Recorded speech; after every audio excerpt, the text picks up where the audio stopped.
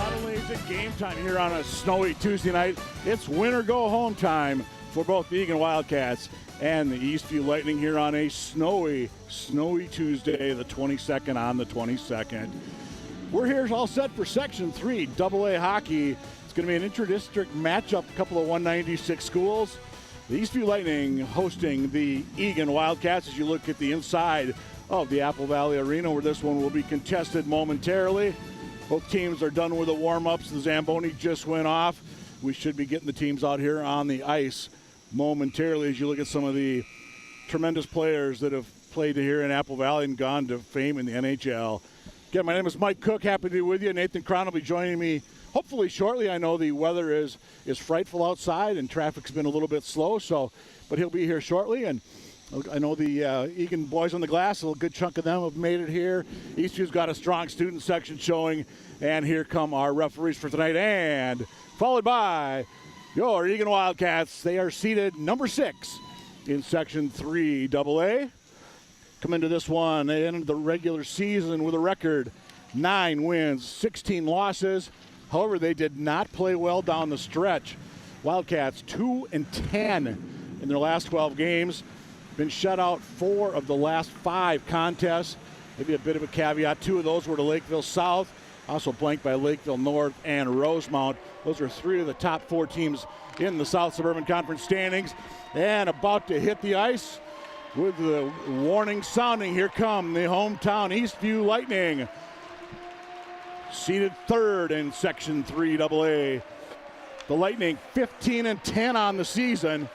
Finished 4th in the South Suburban Conference. Eastview coming off, they had a 2-1 win over Shakopee last Saturday in the season finale for both those squads. 41-26 shots in favor of the Eastview Lightning. They got goals by Larkey and Domagalski in that one. All right, let's go to the public address announcer and meet tonight's teams. The Eagan Wildcats. In goal, number 30, Trig LaValle. On defense, number 16, Will Mason.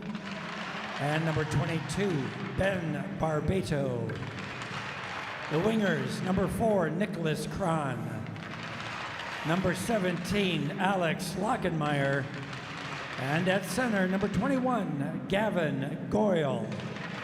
Along with head coach Todd Carlson and the Eagan hockey team. For the Eastview Lightning, in goal, number 32, Jay Svoren. On defense, number 10, Gabe Trichler, and number 11, Ben Kiefer. At right wing, number 5, John Kish. At left wing, number 19, Jordan Brothers. And at center, number 12, Jordan Larkey. Head coach Aaron Fulton and the Eastview Lightning. Our referees this evening are Tyler Olson, Dan Stumpf, and the linesman Devin Sankey. Ladies and gentlemen, if you would please rise and face the flag behind the player benches. Gentlemen are encouraged to remove their hats. Would you join us in honoring America as Laura Sheely, a 12th grader from Eastview, sings the Star Spangled Banner, our national anthem.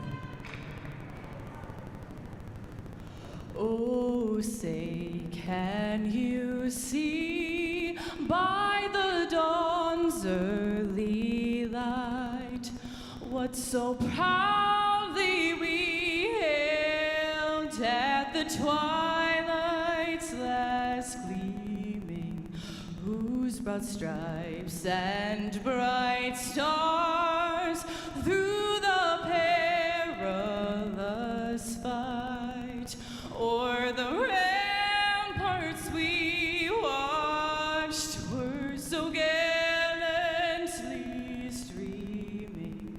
In the rocket's red glare, the bombs bursting in air gave proof through the night that our flag was still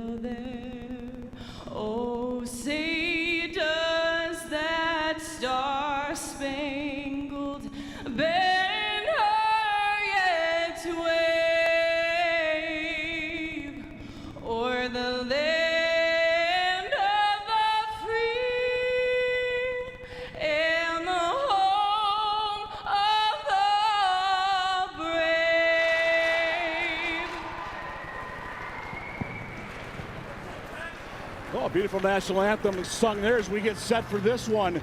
Again, the Eastview Lightning, the Eagan Wildcats. The winner, they'll advance to Friday night section semifinals. Loser will have team meetings and pack up their gear for the season. And for the seniors, it very well could be for a career.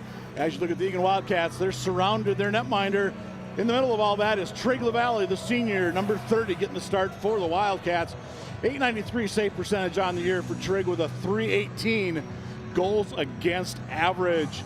In between the pipes tonight for the Eastview Lightning, who else? Number 32, Jay Sverren. He's done all but about 150 minutes of work this year for the Eastview Lightning. Jay's got a 242 goals against average, 915 save percentage. In 2 games against the Eagan Wildcats, he's allowed just 1 goal. And Nathan, you and I were here back in December when Eastview won that one. I think it was 5-1 was the final. Sverren, he let in an early go to Goyle. Then he stood on his head the rest of that hockey game. Eastview came back, got a couple of goals in the second. I think it was just a few seconds apart.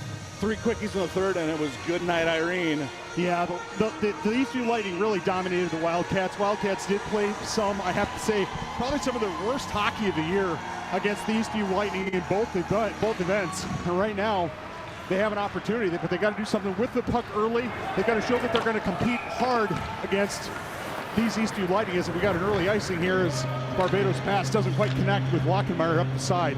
Yeah, but as I said, there's Sverren, the junior netminder for the Eastview Lightning. By the way, you talked about not playing well against Eastview. These teams met 1 month ago today, Eagan Civic Arena. That was a 4-0 Eastview win. And if you talk to Wildcat coach Todd Carlson, he will readily admit that might have been the Cats' worst game of this season. Back down into the Wildcat zone. Cats starting the line of Alex Lockenmeyer, Gavin Doyle, and number 4, Nick Cron. Here's Cron, quick shot. That goes wide of Sverren up into the netting. Face-off in the Eastview zone. Jordan Brothers on left wing. Larkey in center.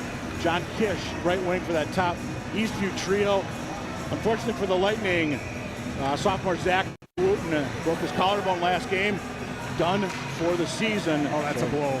Yeah, big blow to the Eastview Lightning without number 9 out there. So Larkey goes up in between Brothers and Kish. Cats keeping it in the Eastview zone. Good crowd starting to file in here to the Apple Valley Arena, as you saw during some of the anthem. Eastview, they are packed over on their side. Cats fan base is starting to get here. That shot got blocked down in front by Will Mason for the Wildcats. And Wedward going to give chase for Eagan. Innkeepers number 12 for the Eagan Wildcats, Henry Martin. It looks like it's he and Wedward out there. And the third member of that line is going to be, I believe it's going to be Matt Hansen. In for the Eastview Lightning coming down the near side. Number 26, Charlie Ortman.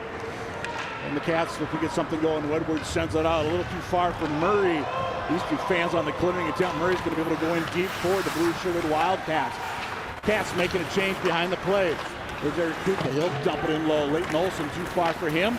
Going Phillips, big number 25 out there as well. As Sverren makes his first save of the hockey game, or second save of the hockey game. Well, for the Wildcats, a quick start's going to be important, Mike Cook. I mean, even if they don't score necessarily, keeping Eastview off the scoreboard for this first, say, maybe 8 to 10 minutes of this period is going to be huge. If somehow they start to get a lead, now it's time to start building on that. But Cats have got to start fast. Boyle on the draw for the Wildcats. They win. Puck goes down into the corner, and there's Gabe Trichler, number 10 for Eastview. I imagine we will call Trichler's name a lot tonight as he's got the puck. Tries to get it all the way ahead to Brothers. Brothers with an opportunity, and that goes just wide of LaValle. Good opportunity early for the Lightning. Eagan fans are looking for a call. Nothing happening. I think they might have been more excited about the big hit on the glass. I think they were more excited about the big hit on the glass. Barbado did a nice job. Look out, Mom and Dad. Yep, souvenir time. Yep, Barbado did a nice job of tying up Brothers as Brothers was knifing in on LaValle. I think Brothers talking to the referees saying, hey, what, is it possible that was held up there? And I think that was just good. 2 good players playing next to each other, playing hard. I don't think there's necessarily a penalty there. See number 2, Logan Opgrand, he'll be back at the left point off this draw for the Eastview Lightning. I know the 2 games we've seen Eastview this year, that's another name we've called an awful lot. So keep an eye on number 2 in white this evening. Cats looking to bring it out near side. Couldn't quite connect with Goyle. We'll see how well Goyle can play tonight. A little bit of an ankle issue. Going to give it a go, toughen it out. Or Glye, I should say, not Goyle. My apologies. Yeah, Gus has been battling that ankle issue for quite some time, and it's unfortunate that it saps a lot of his, it saps and changes his game and takes some of his energy, and he's going to have to gut it out. It's sections, but at the same time, it's unfortunate that injury is going to impact him as long as they keep playing. Eagan has some good pressure in the Eastview zone.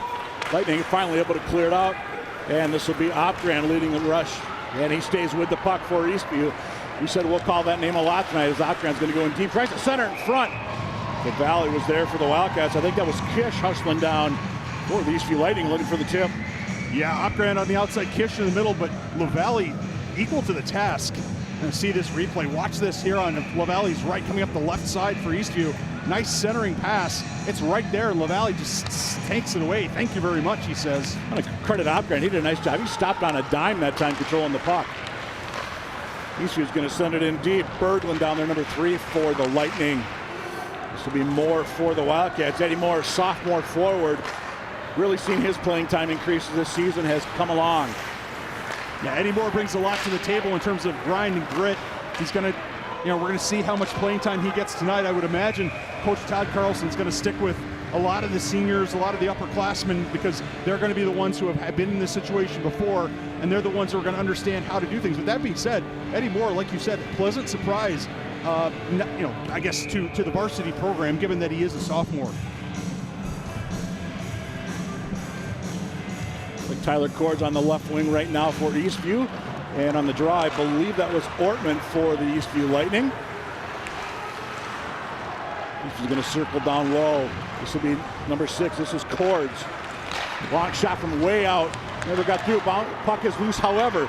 Can they keep it in? No, puck did come just out. Yeah, they are going to say did get out, but Eastview does tag. Ben Kiefer just couldn't quite keep that one in. But a faceoff will be in the Wildcat zone after another icing for Ben Barbado and the Eagan Wildcats. Barbado paired up with Will Mason tonight. 22 and 16 in blue. A couple of seniors on this roster. Eastview wins the draw. They're going to keep it in. This is Kaldenbach, number 7.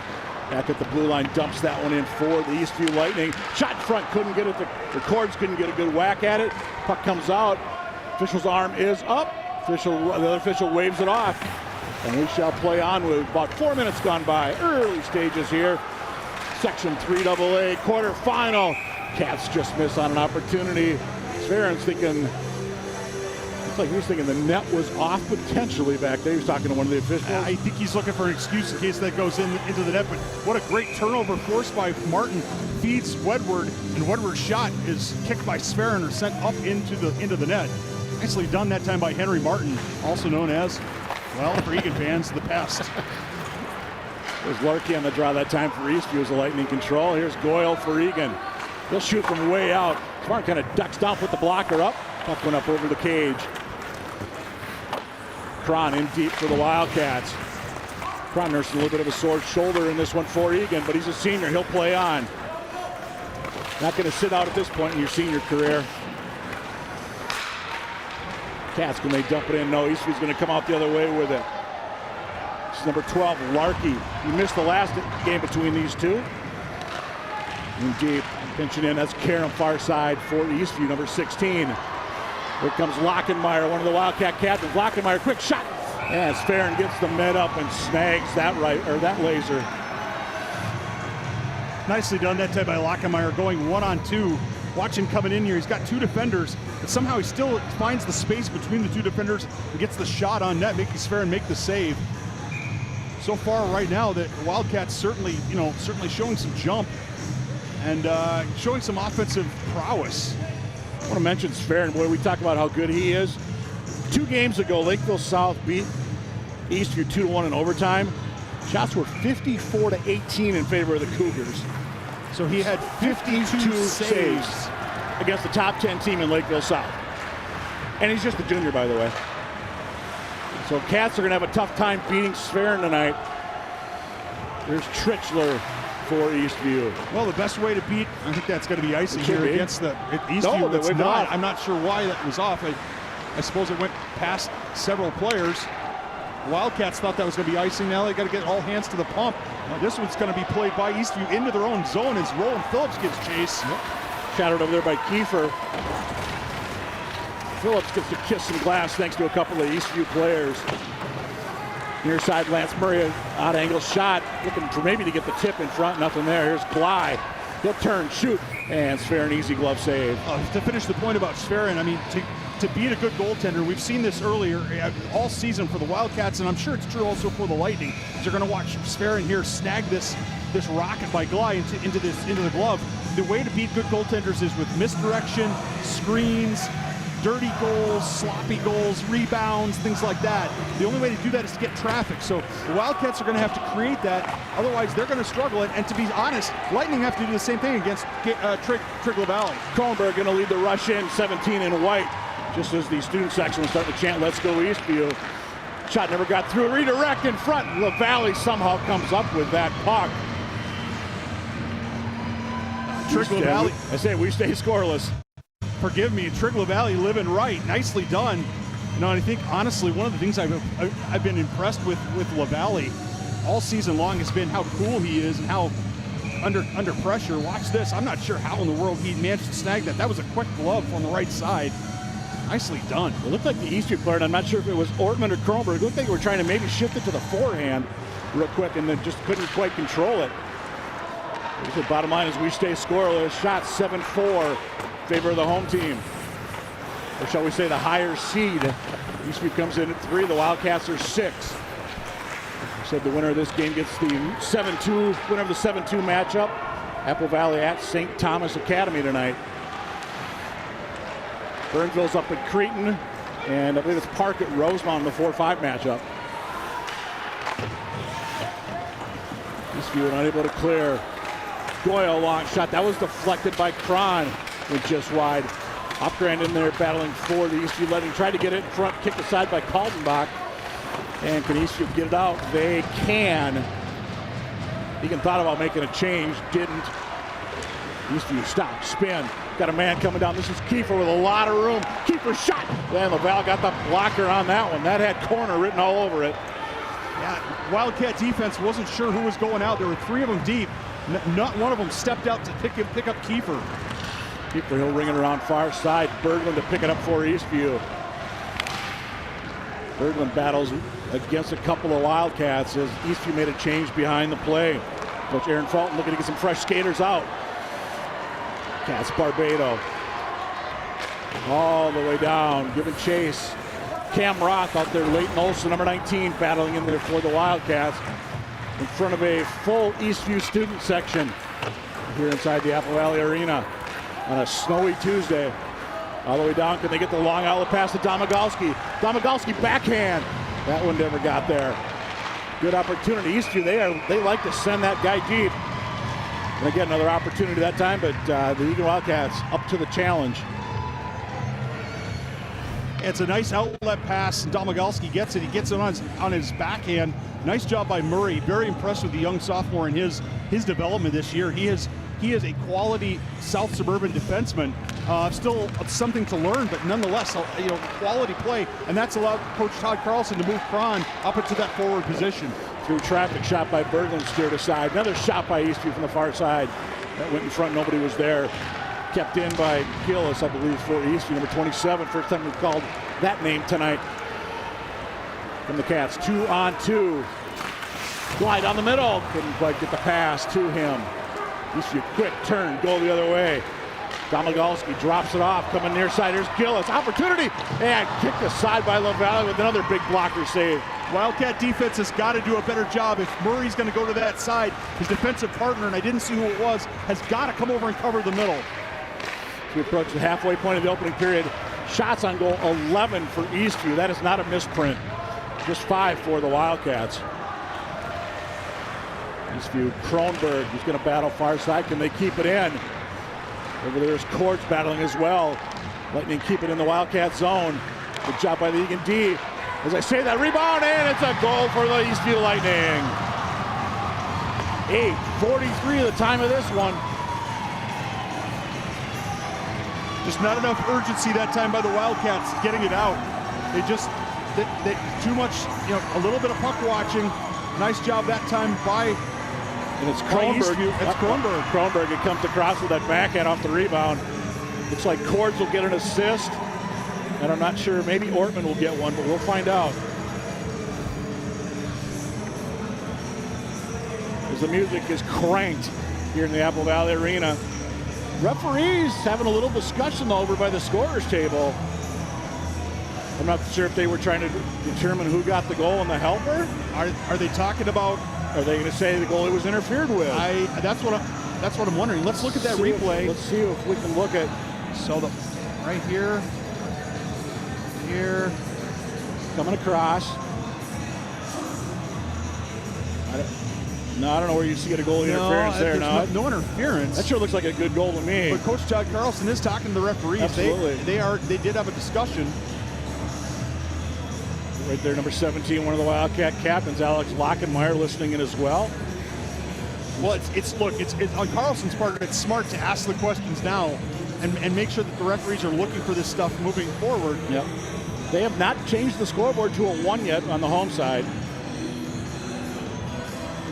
Again, Coach Todd Carlson, second-year head man for the Eagan Wildcats. Quick shout out to Haida Mata who's watching us up in Sauk Rapids tonight. One thing I'm wondering is maybe there's an angle by which the Eagan bench saw maybe LaValle's glove get hit. Maybe LaValle's got it covered and it gets poked to. I don't know what exactly the discussion is. I don't know if is there going way back to potential offsides coming into the zone? Or played with a high stick? Or I don't know what they're calling, but Aaron Fulton, he's looking to see if his squad's going to go up 1-0. And they are going to say, good goal. The boys on the glass from Eagan not happy. To our left. The Eastview student section to our right. A little different reaction. Got to get it correct at the scorer's table. Remember, last time the Eagan Wildcats played here, the Eastview Lightning did score a couple of goals, two of which were disallowed. Yep. One was an obvious hand pass. The other was, I believe the net was well off. Okay, now they got the one up on the scoreboard. And you can hear the cheer from the Eastview faithful. All right, Wildcats have got to pretend like that didn't happen. They've got to shake that off. It's a short memory. They've got to come out and keep playing hard. There's still a lot of this game left. They're down by a goal, and we're going to get a penalty. The exact thing that you can't do if you're the Wildcats, and give Eastview a power play right after they score a goal to take the lead, and that's just unfortunate for the Wildcats. Yeah, this will come 14 seconds after the Eastview goal. It was Kronberg. I couldn't quite hear who the assists were, but bottom line, it is 1-0 as you look at, watch Mason, number 16. That's for the official. That's an easy call. It's an easy call, and it's a soft call. I mean, it wasn't heavy contact. It was a little tug of the shoulder. Wildcats have got to maintain their composure here. They can't be in a situation where they go to pieces here because they've given away something they shouldn't have.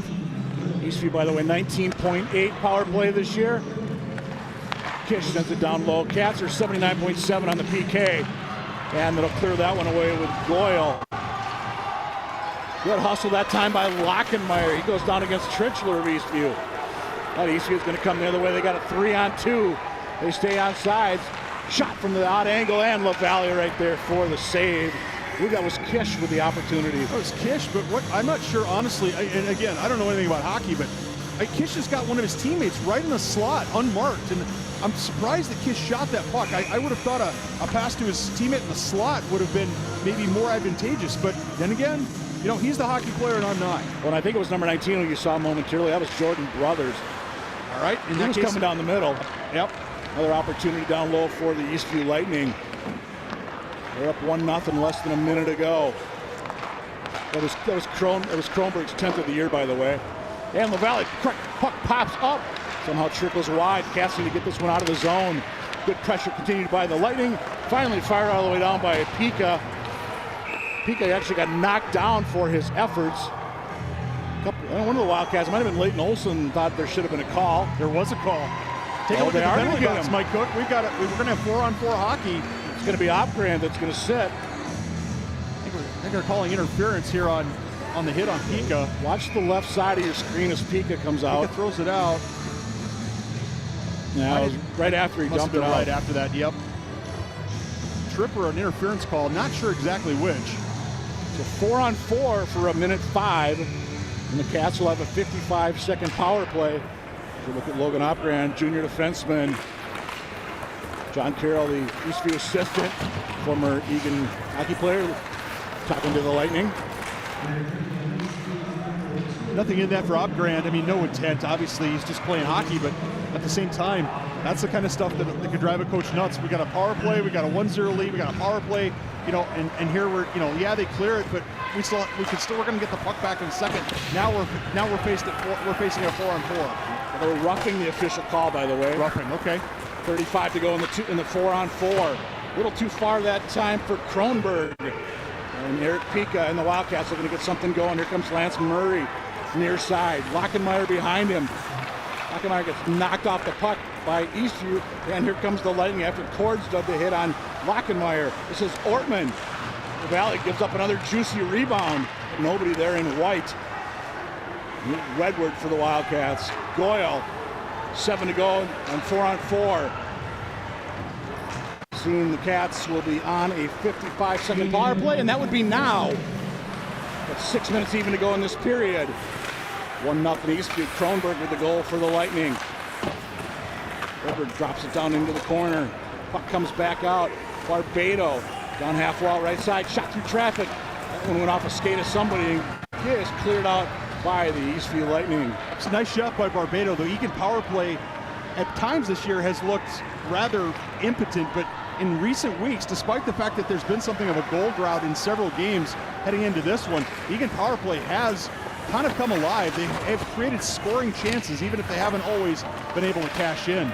Redwood leads the rush in for the Wildcats. 14 to go in the man advantage, and Sferin with another save for the Eastview Lightning as you look at Alex Lockenmeyer, number 17 in blue. He's tied for second on the team with 11 goals, he and Gavin Goyle. Dylan Wedward has 12 to top the Cats. Good to have that scoring spread out over multiple lines, I think. Makes sense. And of course, he's not the only Lockenmeyer to score this year, as Danny got one against Burnsville in his first career varsity game. That's true, he did. No question about that. Barbado, long shot through traffic. Somehow Sferin able to gobble that one up, and I'm not sure he ever saw that till it hit him. Well, nicely done by Sferin. He took away the angle. That's what you want, is you see Danny Lockenmeyer there behind the net, watching with interest.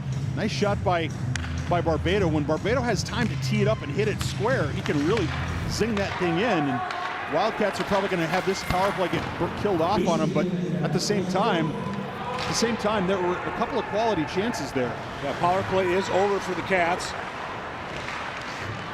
And again, 12 minutes gone by. Eastview does have 17 shots on goal. That, again, for those of you just tuning in, that is not a typo. A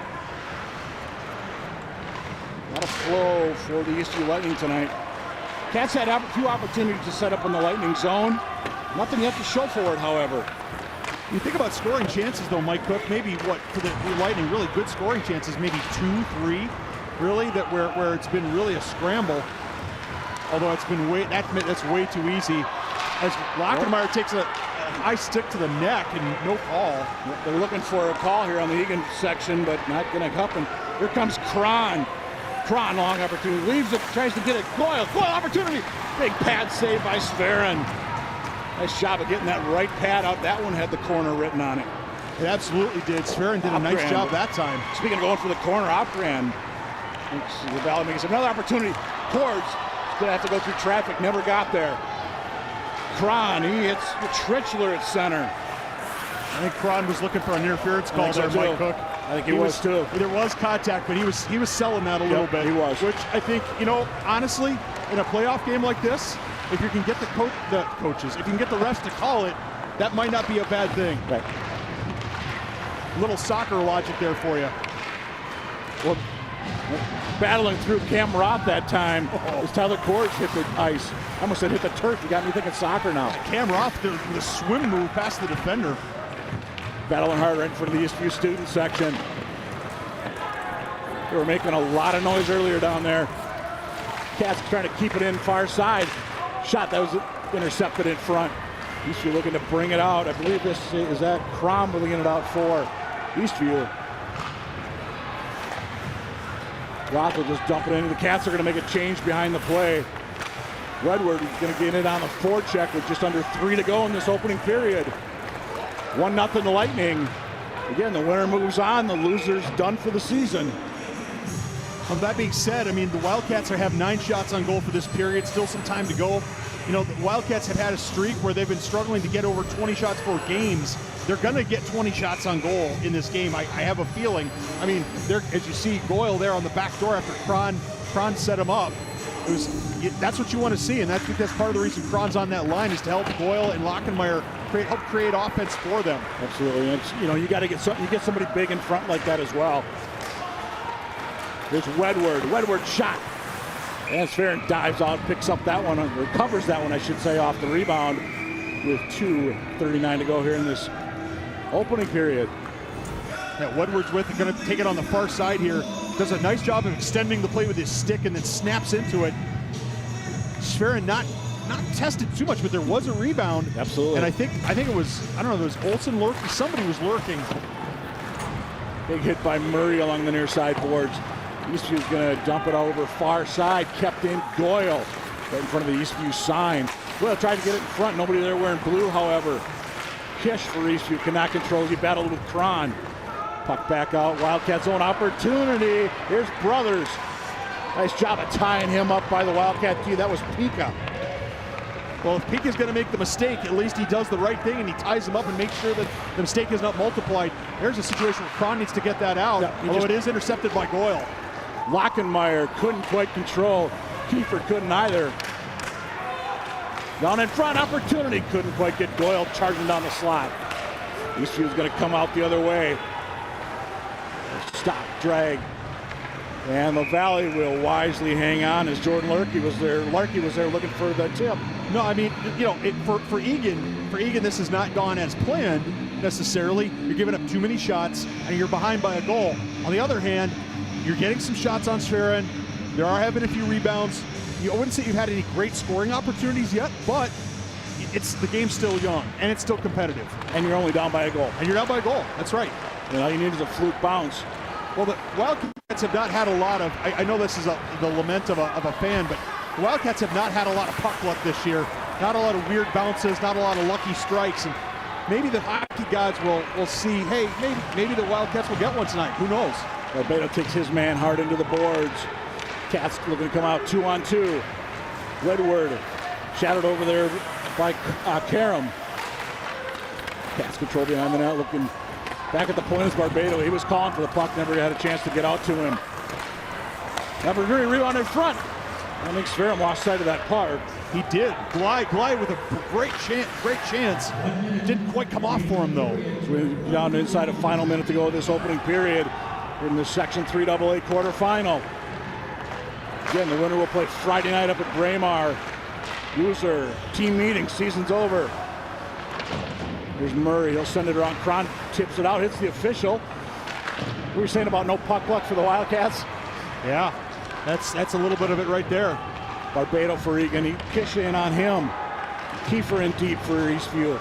Kish battles Barbato. Barbato going to come out, and he's going to have the puck with him inside 30 to go in this frame.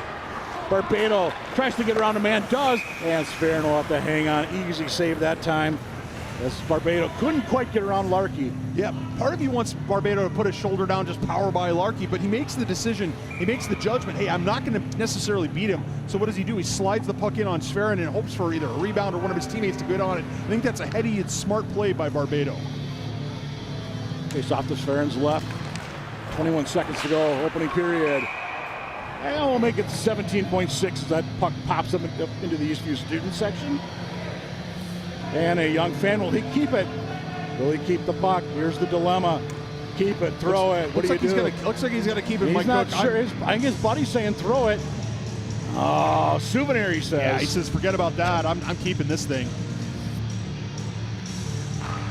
It's kind of like a foul ball from the home team. You keep that one, but sure. You throw back the other team, or a home run ball, I should say, more so. Unable to control is Mason. Tritchler, he'll just try to dump it out for Eastview. Mason, last opportunity. And we're going to go to the locker room. It's the Eastview Lightning 1 and the Eagan Wildcats 0. LaValle, 18 saves for the Eagan Wildcats. Well, here's the thing about LaValle. If you're gonna say I got to make 18 saves a period, I don't know that that's tenable. But that being said, long term. But that being said, LaValle is giving the Wildcats a chance to win this hockey game by making some good saves, staying cool in net. And right now, the Wildcats have put a little offensive pressure on Sferin, but they're going to have to get more. They're going to have to get more consistent offensive pressure, and they're going to have to get a dirty, like I said before, Mike Cook, a dirty goal. As you watch here, sometimes the defense here for the Wildcats has not necessarily been, it hasn't quite challenged the way you'd like to see if you're a Wildcat fan. And there's the one goal scored by Kronberg of the Eastview Lightning. So Zamboni's about to come out. We're going to take a break. We'll be back in a little bit with second period action. You're watching Section 3 AA Quarterfinals on ETV.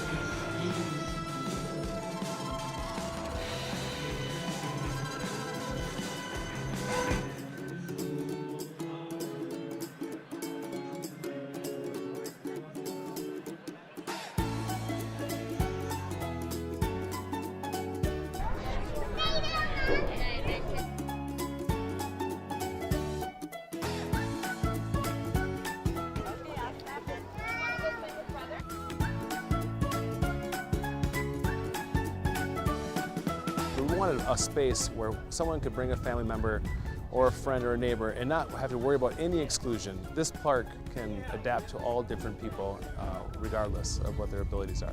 On an average playground, I'll just be on the sidelines, be like, yay, yay, you did it. But now I get to be like, come on, let's go play all together, and it's pretty amazing.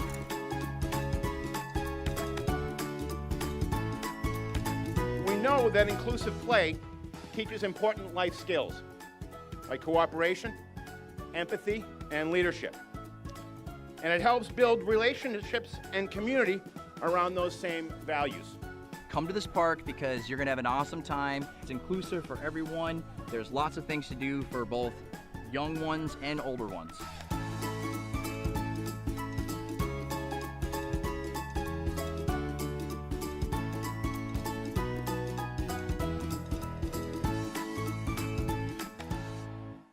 Hi, I'm Sarah. And I'm Susanna. We're going to talk to you about on ice And off-ice safety.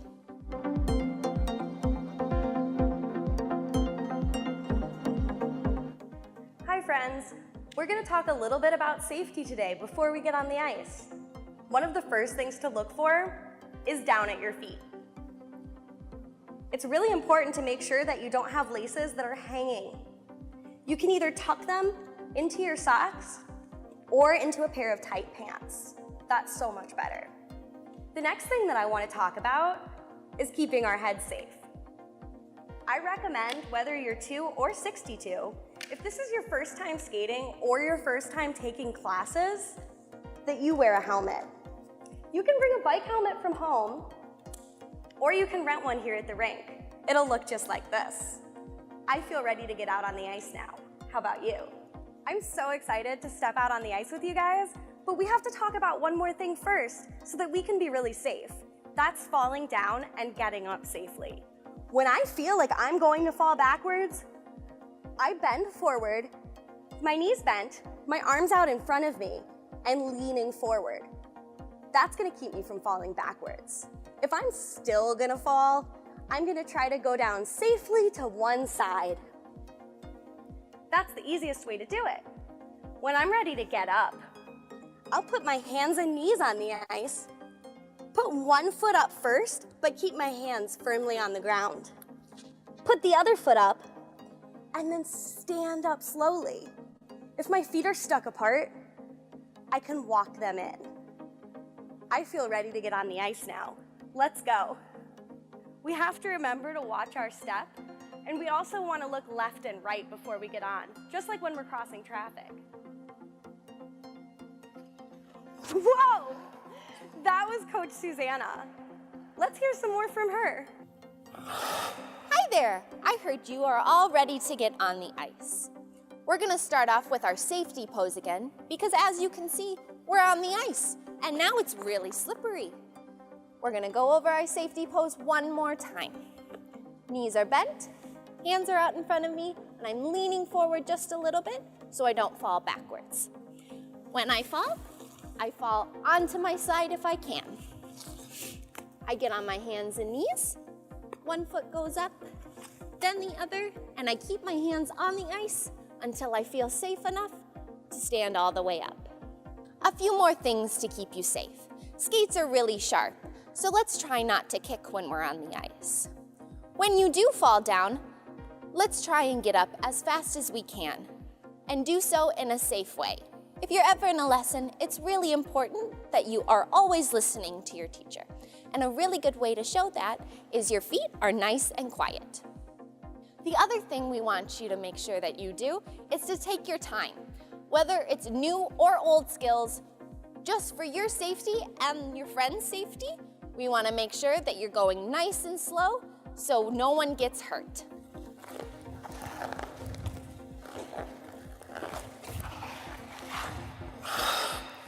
Thanks for watching. Catch you next time. Hi, I'm Liz. And I'm Cameron. And today we're going to talk about how to take care of your skates.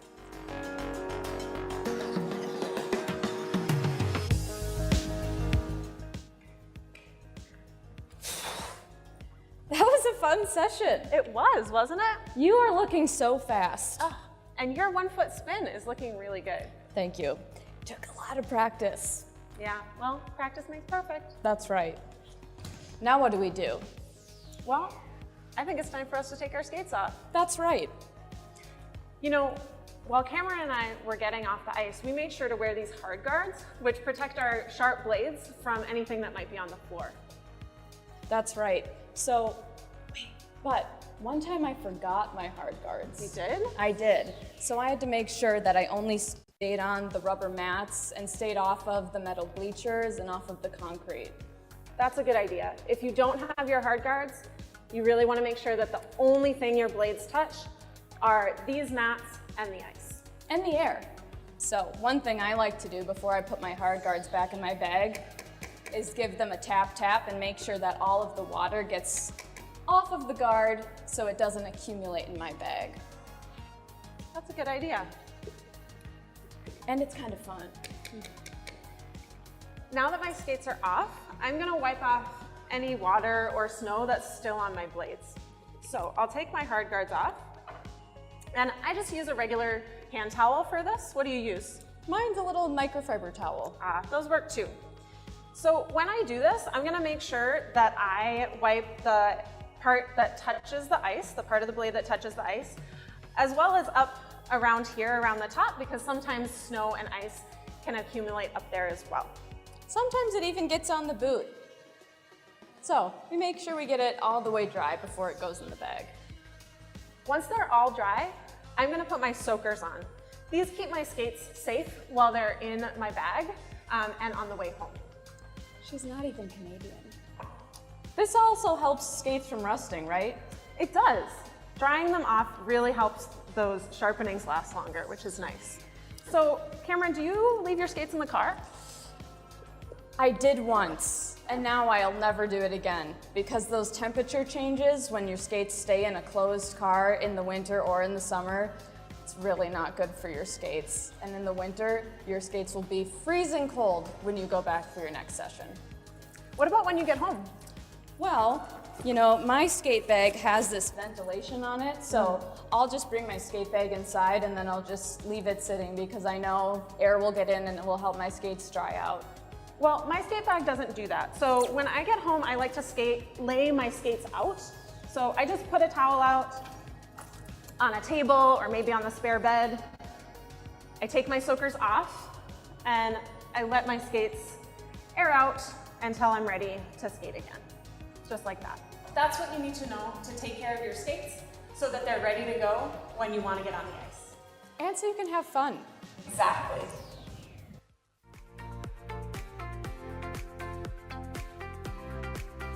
It's a very enjoyable job. I've enjoyed it. I know all of my coworkers enjoy it.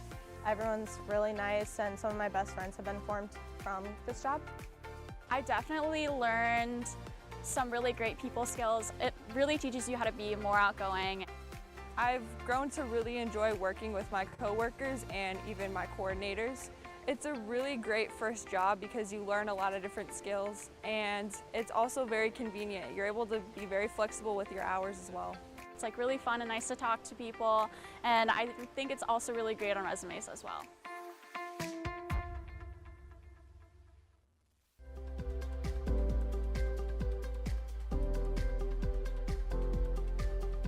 I love working for the city of Eagan. It's just a really great experience. They have a really supportive system, I feel like, especially with my supervisors. They'll always help us out. It's a very enjoyable job. I've enjoyed it. I know all of my coworkers enjoy it. Some of my best friends have been formed from this job. Probably the most fun job that I've ever had, and it's just a great way to like be outside. It's a really great first job because you learn a lot of different skills, and it's also very convenient. You're able to be very flexible with your hours as well. I really like interacting with the people here at Eagan and even outside of Eagan. You know, it's like really fun and nice to talk to people, and I think it's also really great on resumes as well.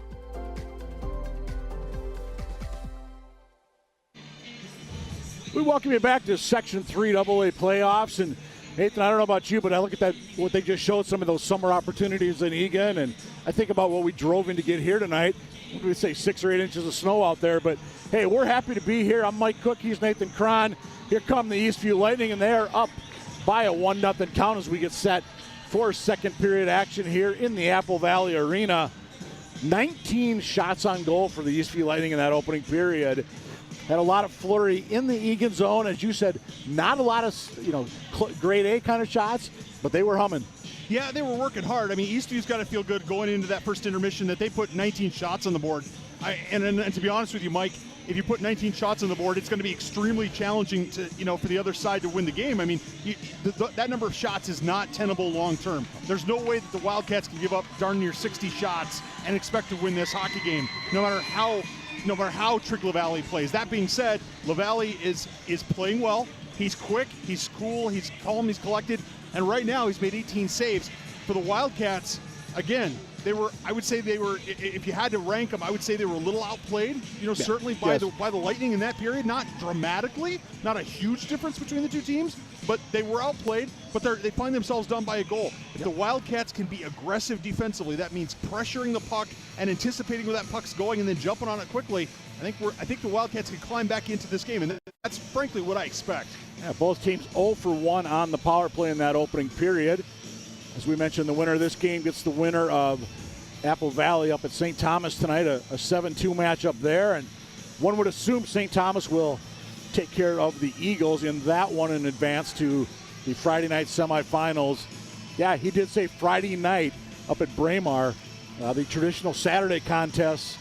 Not this year for this section. And I asked Coach Carlson about it, and he's not sure exactly why, but they're wondering if it's a case of they wanted to have neutral site semifinal games, and that's when you could get ice time at Braemar. Well, it's a great venue. I think if you're the Wildcats, you just want to find a way to punch your ticket to Braemar. Absolutely. As we get set, second period action. Eastview opportunity early. Quick shot, that goes just wide. Eastview nearly gets one there in the opening 10 seconds. Would have been a huge lift for that Lightning squad. I think it was Jordan Brothers, by the way, with the opportunity. Well, there's a miscue. I shouldn't say miscue. It's just a missed pass on the offensive side for the Wildcats. If the Wildcats connect on that pass, they're the ones going in on Sferin. And LaValle hangs on to that one. But it didn't connect, and I think that's one of the things where, we've talked about it before in terms of puck luck. The Wildcats have got to find a way to generate that luck. The best way to do that, Mike, is just keep working hard. To win this game, they're going to have to work harder than the Lightning. I think that's fair to say. And right now, they're not doing that yet, but they can do it if they keep working at it. Hansen on the draw against Ortman. Or Martin, I should say, check that against Ortman. Quick shot, I should say, by the Eastview Lightning. Cats, here comes Pika. Can he get it out of the Wildcat zone? Nope. Eastview kicked it in. Now it's going to come on near side. Here's Wedward with it for the Cats. Tries to poke it ahead to Pika, couldn't quite control it. Ortman going the other way for Eastview. Ortman opportunity, and that's a goal for the Lightning, and that's one Trig's going to want back. Oh, Trick LaValle just got beat by Ortman. That was unfortunate for LaValle. LaValle was out, it hit his glove and trickled in. It wasn't the scariest looking shot either. We've seen Trick LaValle make tougher saves than that. And I think it snuck under his glove.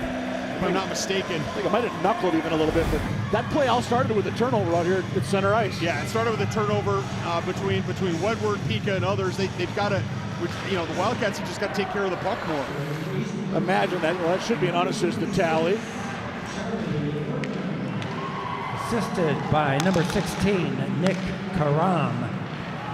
Ortman from Karam. I'm sorry you give an assist on that one, but whatever. Karam, that's assist number 6 on the year. Ortman, goal number 6 for number 26. And it's 2-0 Eastview. Well, that's definitely not the start of this period that the Wildcats needed. That's just, and it's atypical as they're going to get an icing call here against the Lightning, but that's atypical for Trigg LaValle. And you got to hope, and I think that LaValle, based on what we've seen this year, he will shake that off and he will continue to play hard. That's just one, like you said, Mike Cook, that he'll want back. If you look there at Gabe Tritchler, one of the seniors here on this Eastview Lightning team, one of the captains, they're feeling pretty good about their chances of going to Braemar right now with a 2-0 lead. So with that 2-0 lead, Eastview has outscored Eagan 11-1 this season in a span of 7 periods, 7 and change. Castle going to get one back. Almost got it that time. Sverren had to reach back. Puck luck not there for the Eagan Wildcats. Eastview nice shot in front. Quick opportunity that time by number 16 of the Wildcats. That was Mason pitching in from his defensive spot. And he hustles back on D. Now puck number comes back to him. Long shot more. Easy glove saves Sverren, and we've got ourselves a whistle. Well, we talked at the outset about Eagan has had trouble lighting the lamp. 4 of their last 5 games, they've been shut out, albeit 2 of those were to Lakeville South, 1 against North, 1 against Rosemount. Although in between there, they did put up 8 against Burnsville, but Burnsville having a ugly might not be a strong enough word for the season. The Burnsville Blaze are having winless as they head into tonight's matchup at Cretin-Durham Hall. The Raiders not only the top team in this section, but they're ranked number 1 in the state. And we were looking at it, Eagan in their last 12 games, they've gone 2-10, scored a grand total of 22 goals. So if you take out that Burnsville game, 14 goals in 11 games, or 11 goals in 14 games, I should say. Oh, 14 and 11, yeah. I confused myself here. Playoff hockey. Here comes Eastview. Cron tries to knock off Larkey. Larkey with the puck. Larkey with the puck. The Valley gets a piece of that one. Pika there for the rebound. Couldn't control. Eastview will, however, in the Eagan zone. Upgrand for the Lightning far side. Lightning looking to get that 3rd one tonight. Wackenmeyer kind of, do I say tomahawks that one out? Chops it out. Cron, Upgrand going in deep. Couple of the senior against the junior. He's going to have to tag up as Eastview's going to bring it out 3-on-3. Offside, which is too bad because they got that puck went in off the stick of Kish after the whistle. Yeah, I think LaValle knew that one was going to be offsides. He heard the whistle and he didn't even make a move for that shot, but LaValle having a good chuckle with Gly about it. Like, yeah, I knew what was going on. Yeah. Real dangerous time here for the Wildcats, Mike. 3-0 is going to look like a big hill to climb. If they can somehow get this back to 2-1, they got an opportunity to climb back into this game. Puck sitting there neutral after a hit from this 27 Gus Gly. All the way down. Sverren, will he just cover it up? No, he'll leave it. We shall play on here inside the Apple Valley Arena. Boys on the glass, they're all on their feet to on the left side of your screen there. Eagan student section making a nice trek here on a snowy Tuesday. Puck all the way up, pops up, in deep, Kronberg. Kronberg looks for center in front, nobody there wearing white. Can the Cats clear? Yes, they can. Martin's gonna lead the rush. Martin left side. Martin stops, spins, tries to lead it for Glide, nothing happening that time. Just over 4 minutes gone by. Eastman's got 1 this period, and they're up 2-0 in the contest. We said winner goes home, the loser season is over. Pika to regroup for the Wildcats as Eastview's going to have to tag up. And, well, they claim they did. I thought the guy jumped in early, but still, whatever. Puck does come out. Here comes Eastview back in the zone. Gillis, far side. Brings it around. Phillips getting in for Eagan. He's hit hard into the boards. Back out. Here come the Cats. Can they get out of their own zone? Off the boards and out. What was that? Because that was a icing on the Eagan Wildcats. We call that just a dumb move.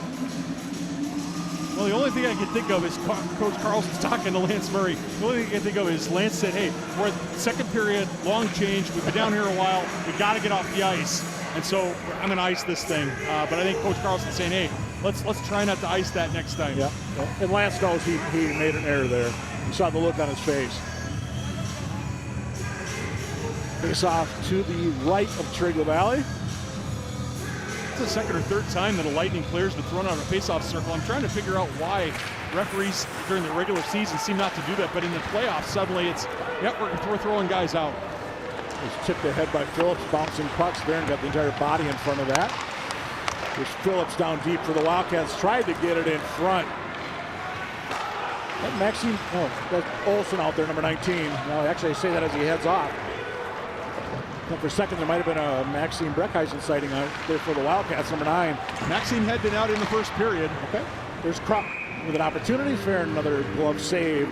Shot number 16 without success for the Eagan Wildcats. Yeah, Wildcats are getting a little bit of offensive pressure. I mean, it's not like the entire, here's the thing. Last year's Wildcat team would have played this entire game in their own end. I mean, this year's Wildcat team is up and down, as you see Murray there on the point.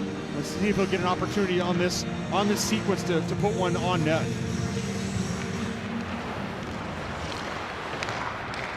Puck is going to be controlled by, looks like Eastview's going to come out with it. Here's Larkey on that left side. From his own bench, he'll leave it. Shot from the circle. Not sure if that hit a little iron maybe on the way through. Opportunity in front, and it's 3-0 Eastview. Larkey. There was a collision between two Wildcats. A collision between two Wildcats deep in the defensive zone. And Larkey was able to, I don't think we're going to see that collision. Yeah, we will. We're going to see this collision. That's one collision. Well, it's off to the left side of your screen. You can't see it. And then, but you see him getting up there. And then Larkey by himself. No, take that. Brothers, my bad okay. On the call. All right, it's Brothers. Brothers is by himself in the slot. And smartly, the Lightning get him the puck as fast as possible. And he's able to slam it home by LaValle. LaValle really no chance there. But part of that was an error, not an error, but an unlucky bounce there for the Wildcats. The Wildcats had a collision in their own defensive zone. Goal number 11 this season for Jordan Brothers. Just a sophomore for the Eastview Lightning.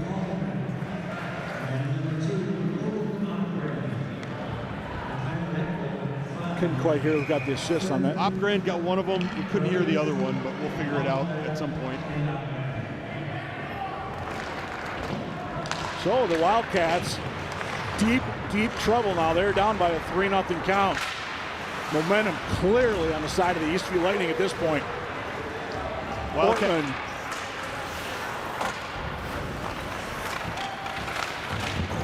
And puck out, Opgren. Nope, stop shot way out through traffic. Rebound is there. Somehow that just missed the Wildcat cage. Eastview is putting on the pressure. Lockenmeyer couldn't quite get it over to his teammate. That was Martin skating him down for the Wildcats. Good defensive play by Eastview. Eastview behind their own net. Can they poke it out? Ortman couldn't quite control. This time it will be Trichler leading the rush. Number 10. Got a sidestepped and upended by Glide. Almost a pirouette of some kind there. He was trying to jump over him. Right. It didn't quite come off. Opgren will backhand it out for Eastview. Arbedo unable to keep that one in the offensive zone. Cats do have to tag up. And Larkey to regroup near side. Karam. Eastview in the zone. Wildcats cannot give away any more shots. That's a clean hit. I'm not sure why the Eastview Lightning bench is getting upset about that. I think they're looking for a call, certainly, but come on, that was a pretty clean check by Roth. 3 coaches had their arms in the air on that one looking for the call. Yeah, it was almost choreographed. There's Kish in deep for Eastview as we play 5-on-5. Down low, off to the stick at number 5. Out top, long shot. That was hit traffic, trickled just wide of the cage. Roth got a piece of that on the way through. Eastview, again, Kish down low, knocked out by Moore. Moore and Kish, 14 and 5 respectively. Here's Kish for number 5 for the Lightning. Tries to get it to Larky, unable to do so. Somebody lost some timber out there. It's Moore, he picks it back up. Opportunity shot, there goes, it's 4-0 Eastview. Wildcats have got to be really frustrated. Barbado got absolutely hauled down, Mike Cook. I don't know if you saw it. Barbado got hauled down as he was going for that puck. Wildcats have got to be really frustrated. I don't know what this, you know, you're going to watch the goal here. There, look at that. I mean, you know, Barbado gets hauled down right there. I realize maybe the refs think he's trying to sell a call, but he's not looking to sell a call. He just got tripped. And I think Eagan's going to smartly call their timeout. It's the end of the season if they don't get the puck in the net. So they've got to get shots.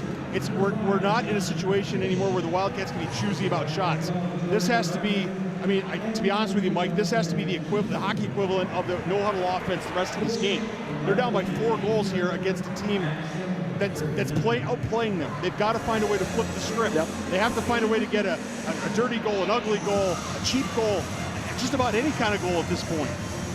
Now we're not even halfway through the second period. Eastview does have 3 tallies. Lightning come into this game, they average 3 goals a game, give up just 2.6. And if you're Eastview, I think you keep going full board at this point. I think so. I don't think you start sitting back. No. Maybe in the third period you do it. Yeah, maybe in the third period. But I think Eastview is gonna. But here's what I do think though. I do think though this does allow the Lightning to be more conservative. Oh, no question. I mean, their defenders are not going to be bringing the puck up. Their defenders are going to be dumping in and looking to pass to the forwards because they don't have to. They don't have to try to create offense. And how quickly things change. We have a 1-0 lead at the end of 1. Now at the end of 2, we're going to be, the Wildcats will be lucky to be down 4 goals. 3 goals in a span of about 6:45.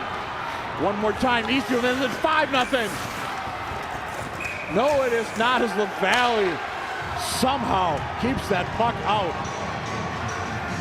Well, that was brilliant goaltending by Trig LaValle. And lost in the rush. That time again, the Wildcats pressing a little bit. Murray gets his back 1-on-2, and LaValle does a nice job stuffing it there against his pad and then covering it up for an ice. Well, here's the thing, that guy comes down for Eastview, and I think it might have been Brothers.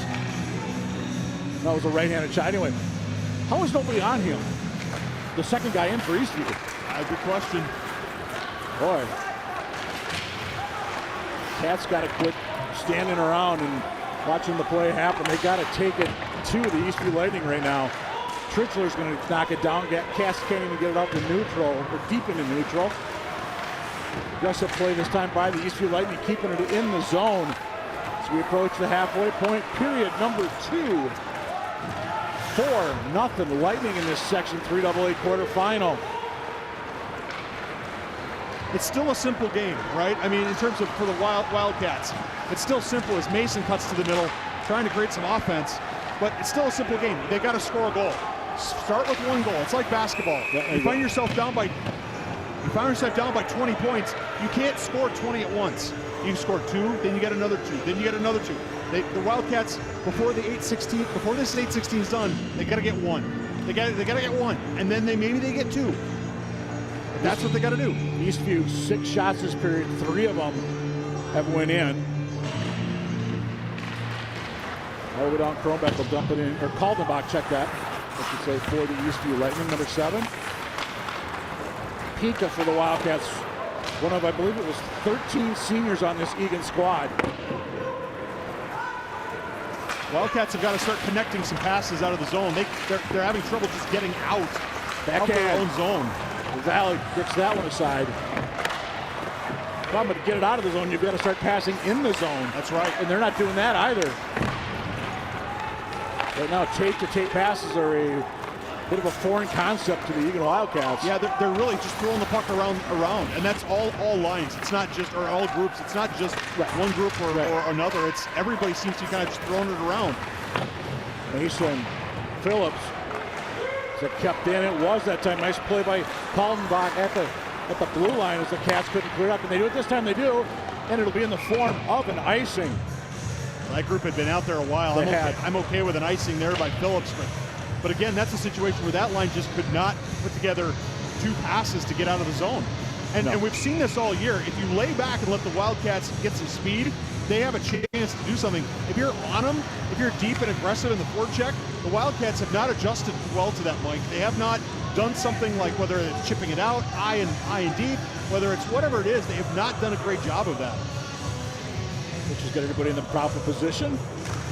Larkey against Goyle. Cass running around the boards. Will be kept in. Kiefer, he does, far side.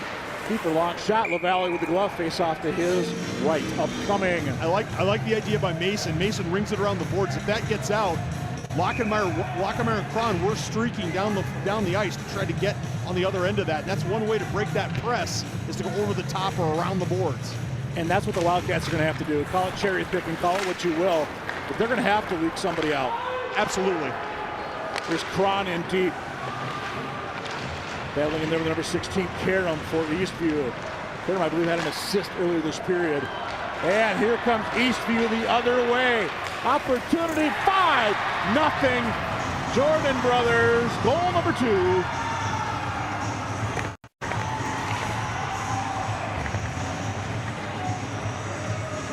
The frustration level for the Wildcats has got to be off the charts right now, because I'm not sure how the defense, both defenders, get caught in deep as Goyle makes a valiant effort to try to get back, but everybody gets caught in deep, and that's a great shot. That's just a laser over LaValle's shoulder.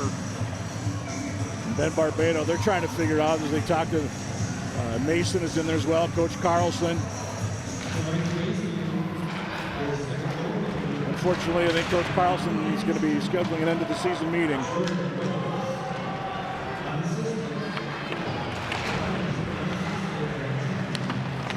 You know, they say it's tough to beat a team 3 times in a year. Well, like I said, Eastview's got 2 already this year.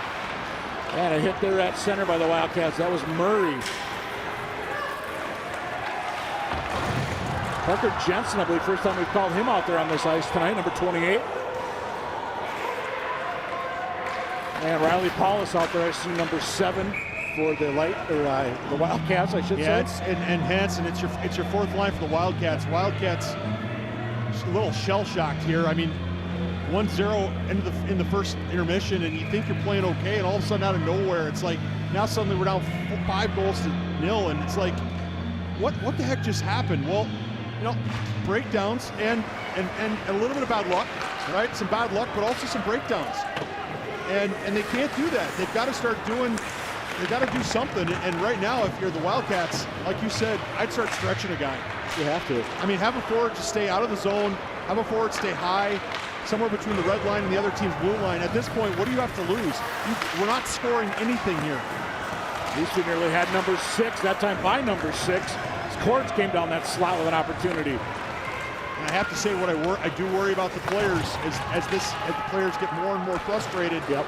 I worry about the players doing something special. I hope Eastview, and I see the Eastview coaching staff cautioning their guys to stay focused, but at the same time, kids are kids, and I worry about somebody maybe getting hurt here. Up into the netting off of Moore, I was deflected. And we mentioned a little bit, I mean, Egan's got 13 seniors, and for many of them, and this will be the last time they play competitive hockey.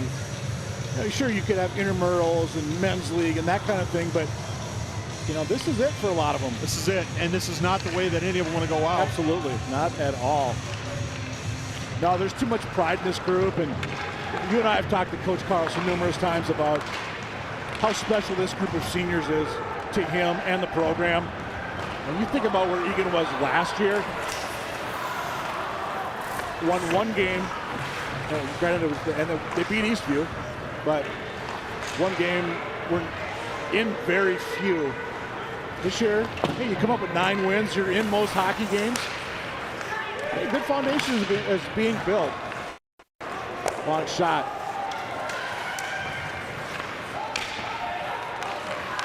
Back out. Fair, he'll send it across the blue line. Lightning are still doing a better job in the offensive zone. They're still doing a better job stretching the passes and getting it up the ice. One of those Lightning forwards is always looking for a stretch. Larky keeps that one in the zone. Here's Kish. Kish pops one wide. Cass couldn't even get that one out of the attempted clear. Larky went off of his skates all the way down. Yeah, wisely hung on to by Trigger Valley. Wildcats are standing around watching right now. They're all standing around watching, and that's not tenable. I mean, I understand that you're down by 5 goals, but again, the way you climb back into this game is by getting a goal. You got to get 1, and then you get 2, and then maybe something nice happens for you. That's what's got to happen here. But this line in particular, this Lockemeyer, Cron, Goyle line's got to get some offensive pressure. Shots right now 32-16 Eastview. Unofficially, Eastview has the last 9 shots of this game. And make it 10. 6-0 Domagalski for the Eastview Lightning. That one's not on LaValle. I mean, LaValle's got, there's a guy standing by himself on the back door. Look how many eyes are watching the puck, and nobody's watching Domagalski on the back door. Too easy. It's just too easy. I mean, you can't.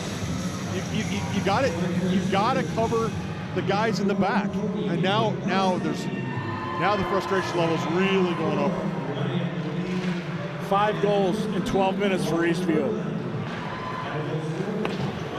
The boys on the glass, a lot of them looking at their phones right now in the Eagan student section. Eastview student section, they're on their feet. They've had plenty to cheer about tonight. Will Mason and the Eagan Wildcats in a horrendous, too strong of a word for this period. It's horrendous. This is easily the worst period of hockey the Wildcats have played all year, and they picked a heck of a time to do it. If you were in the NHL right now, you'd send out your enforcer and start a fight or something like that. But obviously that's not frowned upon in high school hockey. But right now, the Wildcats have just got nothing. Barbado, he loses the puck. Barbado was looking to pass. That's a situation where Barbado can't pass. He's just got to shoot. Absolutely. He's just got to shoot and see what happens. Yep. Again, Outgrand in deep. Domagalski in deep. At least you're thinking wraparound, nothing happening. Back up top. Gillis keeps it in. Riley Paulus for the Wildcats. He'll be one of those guys counted on next year for this squad. He'll be a senior. Kept in. Here comes Eastview once again. Long shot. The Valley gives up a juicy rebound, but quickly cleared out of harm's way. Another quick shot. Eastview goes up by a touchdown and the extra point. Kronberg, second of the night. I have to tell you, I'm speechless. I don't get speechless very often, but Eastview is absolutely outplaying the Wildcats. They're out hustling the Wildcats. There's another guy in the slot, Kronberg in the slot. Again, nobody's covering him. The Wildcats are mailing it in right now. Yeah, there's words I want to say that I can't say on TV. And the frustration level, I mean, again, the frustration level, as bad as it is for the Wildcat fans, as bad as it is for you and me, the players themselves have got to be absolutely just ready. I mean, they've got to be mad as hell. Because this is not how you say those 13 seniors, this is not how they drew it up on a chalkboard. Well, obviously they're shell-shocked this period. And LaValle with another save there. Easy save him right in the Wildcat logo. But I don't know if are you frustrated? Are you disappointed? Are you resigned to your fate? Well, here's the thing. I think the Wildcats at this point just look at it and go, let's just play some hockey. Let's just score. Let's just score. Let's get on the damn board. I mean, break up the shutout for Christ's sake. I said that on the air. No, you're fine. Sorry about that. It's cable access. Break up for crying out loud. Break up the shutout. Try to at least get on the board and make. Maybe in the third period we get a couple of extra goals and it gets a little fun, and let's have some fun with it. Let's have something to celebrate. And the season has had too many opportunities. It's had too many good moments, Mike Cook, not to celebrate something in this section game. Eastview has tied their season high for goals. They beat Bloomington Jefferson 7-2 back in their opening game, and then they beat Rosemount 2 weeks ago tonight. They beat them 7-4 on this ice surface.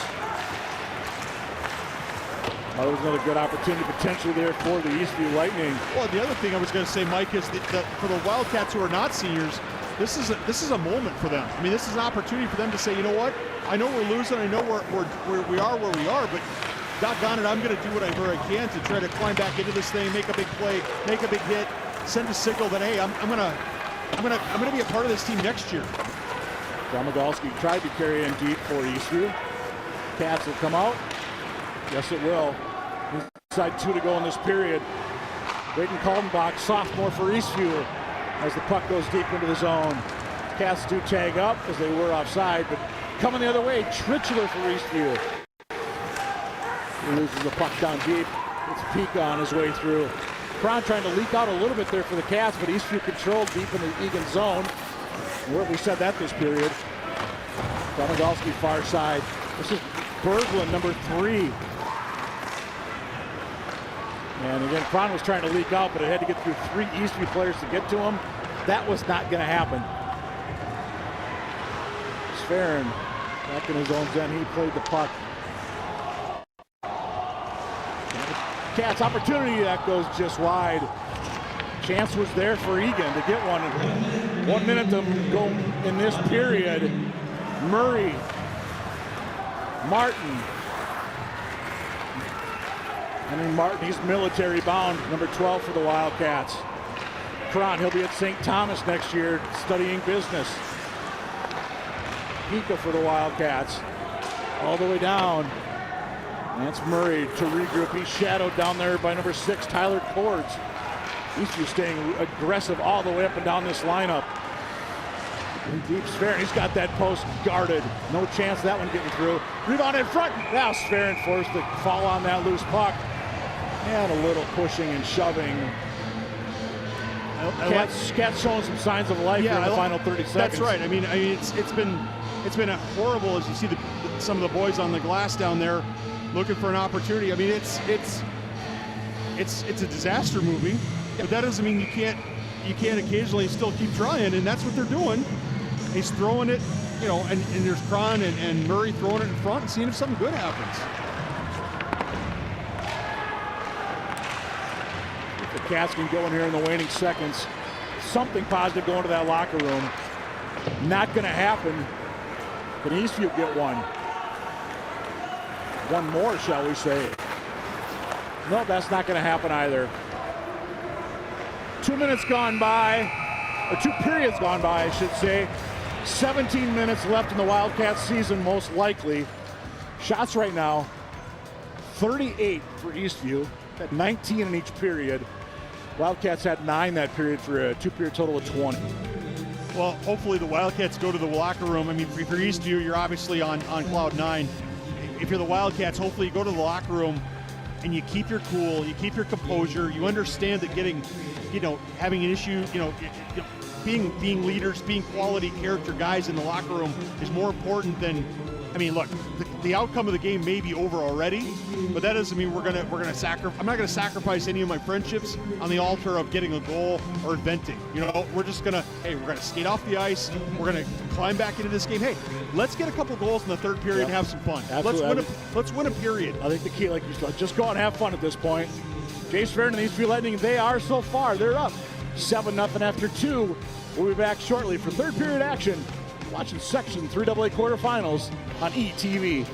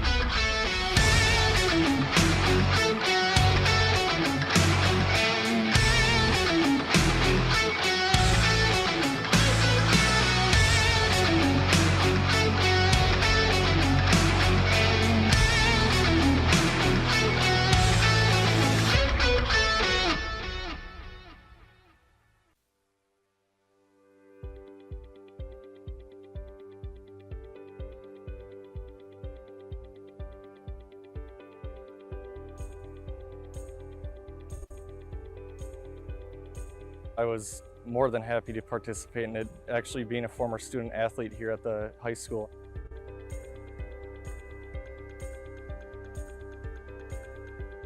The ladder is an acronym: leadership, accountability, determination, discipline, empower, and resiliency. It's make sure you do your part, make sure you do your thing, make sure you get one step at a time and make sure you do your stuff, but at the same time, you got to bring people up on the ladder with you. Being able to do a photo with the fire truck, especially with the ladder, and climb the ladder with it was pretty fun. It's really nice as a football player to know that you have a community behind your back and that you have people there to support you.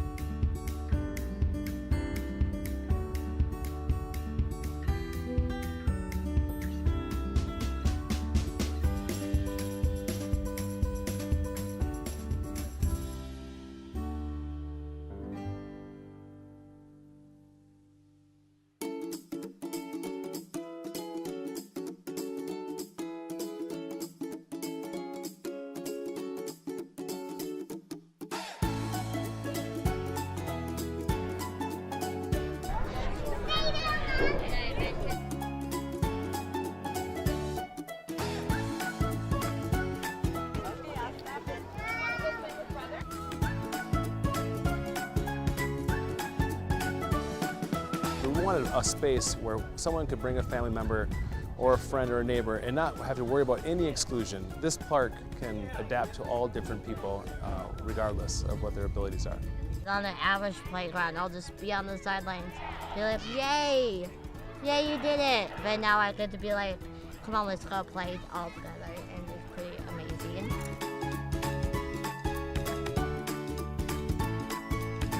We know that inclusive play teaches important life skills like cooperation, empathy, and leadership.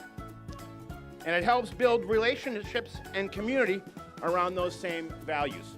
Come to this park because you're gonna have an awesome time. It's inclusive for everyone. There's lots of things to do for both young ones and older ones.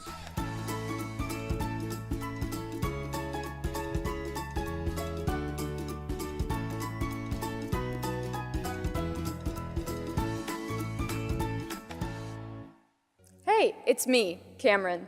And I'm Liz. We are going to talk about sizing your skates.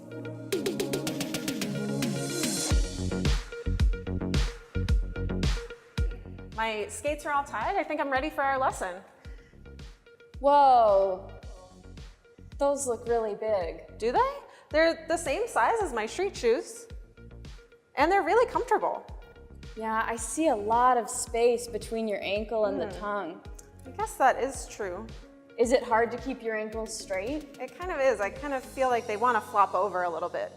Yeah, that doesn't seem safe. What happens when you bend your knees? Whoa. That was kind of hard. And that's a lot more range of motion than we want for skating. We want the ankles straight and secure. I guess that's true. How did you make sure that your skates were the right size? Well, I made sure I had the tongue all the way out and that my heel was all the way back in. So I can feel a little room by my toes, but not any space, if that makes sense. They can do a tiny wiggle, but they're not moving around. What do your toes feel like? I've got lots of room.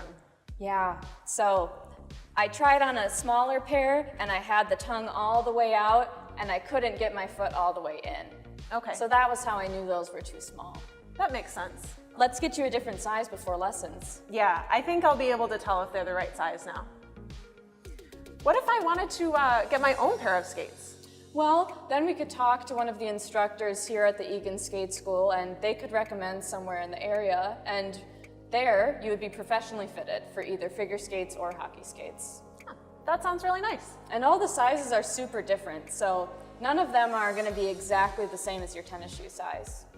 So, you've decided to get your own skates. How exciting! Talk to one of our instructors and we can recommend somewhere in the area where you can go and be professionally fitted for either figure skates or hockey skates. And remember, brand new skates must be sharpened before you go on the ice. So we can tell you where you can have that done. We're kicking off another skate school session. Learn to skate with me and our other amazing instructors here at the Eagan Civic Arena.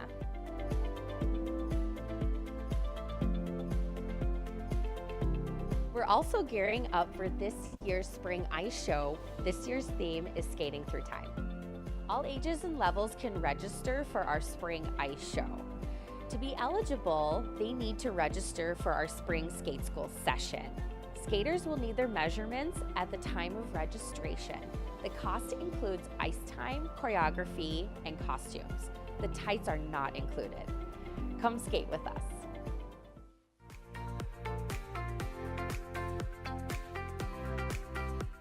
A very enjoyable job. I've enjoyed it. I know all of my coworkers enjoy it. Everyone's really nice, and some of my best friends have been formed from this job. I definitely learned some really great people skills. It really teaches you how to be more outgoing. I've grown to really enjoy working with my coworkers and even my coordinators. It's a really great first job because you learn a lot of different skills, and it's also very convenient. You're able to be very flexible with your hours as well. It's like really fun and nice to talk to people, and I think it's also really great on resumes as well.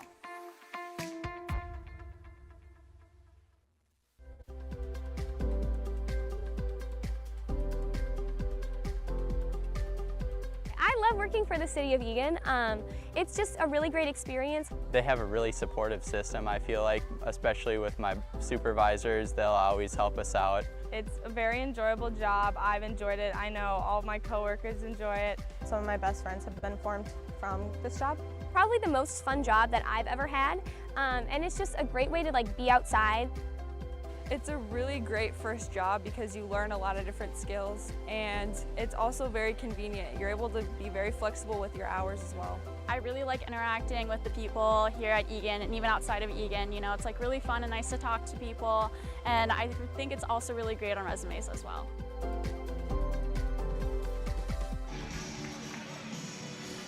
Hey, welcome back as we get set for third period action here. Remember, you can always follow Eagan TV on Twitter, Facebook, and YouTube. You can always check out the replay of this game on YouTube. Although, why would you want to if you're an Eagan fan? For an Eastview fan, of course you do.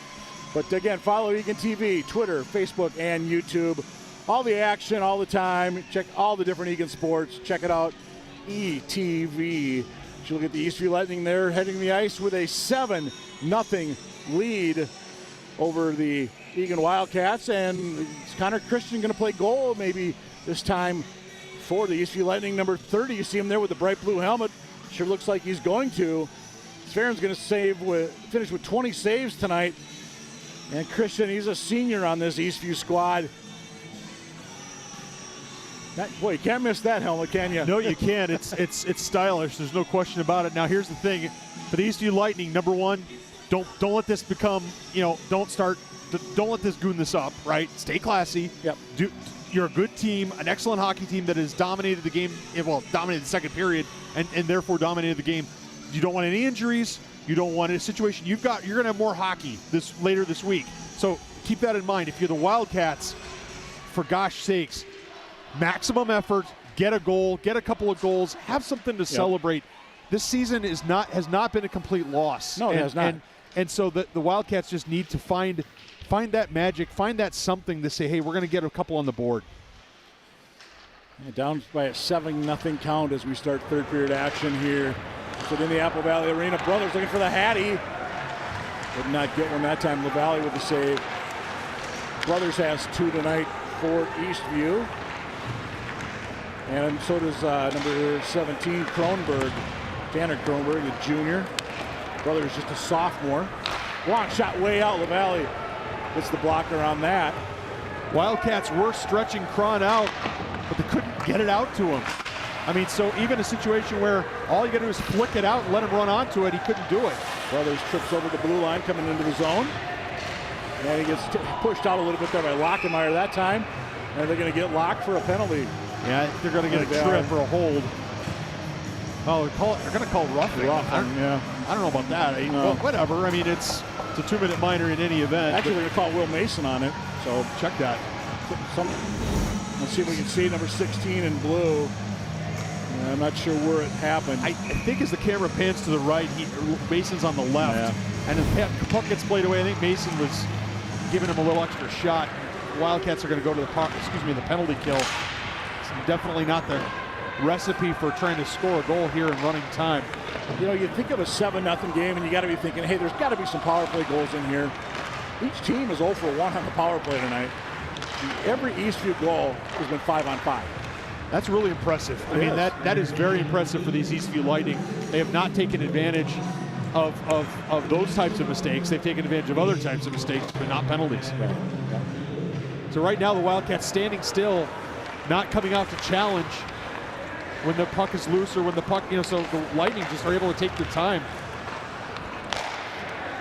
Long shot, Eastview, that's going to go wide. And they're going to go down. Nope, they're going to send it cross ice. All the way down. Does it come out to Ben Kiefer? It does. Long shot, Kiefer. And that puck goes just wide. Saw a sign down in the Eastview student section regarding Ben Kiefer, number 11. Barista Benny.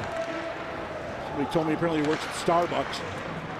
Well, if he, maybe he'll give you some extra foam. Long shot through traffic. And LaValle with another save. Another sign I saw down there, that was, I guess we can say it. It said number 3 is sexy. It's Walker Berglund. I'm not gonna comment on that one. No, it was a guy holding the sign. So, like I said, I'm not gonna comment on that one. Thanks to our great ETV crew here, our Emmy-nominated ETV crew. Jack Mason, Ken Trainer, and Dalton Gruber in the truck with the great camera work, the replays, all of that stuff. It makes our job very, very easy. Thank you to our ETV crew. And I want to be sure and thank people that have thanked us this year. We've gotten a lot of compliments on the broadcast that ETV does, as Olsen shot goes just wide. People, not only Eagan fans, but we've also heard fans from other schools. I had an Eastview parent between periods as Cords goes high, just talking about how nice of a job that Eagan TV does with their broadcast. So again, thank you for everybody that's been watching this year. 8-0 Eastview, by the way.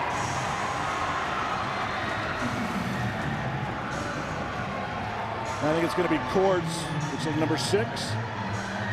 Junior getting on the score sheet. I believe his first goal of the night. Indeed it is.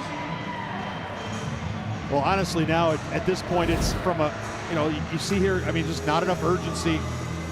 Not enough urgency as Leighton Olsen watches Cords just walk right in front of him. I mean, that's an example of, you can't let him do that. I mean, that's just basic hockey. The guy's walking through the slot as Coach Todd Carlson's looking at the situation going, man, how did this all go wrong? As Lockemeyer wins that face-off. Eastview, season high, 8 goals. Well, and for the Eastview Lightning, this is fantastic, right? I mean, and I don't mean just because it's a great result for them, but the momentum is huge for them. Oh, absolutely. In terms of going into their next opportunity, they're buzzing, they're moving the puck well, they're finding each other on the ice, they're doing all the things you want. Doyle down low for the Cats. I saw their athletic director, Matt Percival, between periods. We were both shaking our heads at that second period. And like you said, when was the last time we scored 6 goals in a period? I mean, if you had a record book right here for the Lightning, you'd probably look at it, and my guess is it's probably been a long time, if at all. Eagan looking to get something going, just inside 12 to go in this one. Will Mason leaves it for Cron. Cron long shot, that goes just over the top of the cage.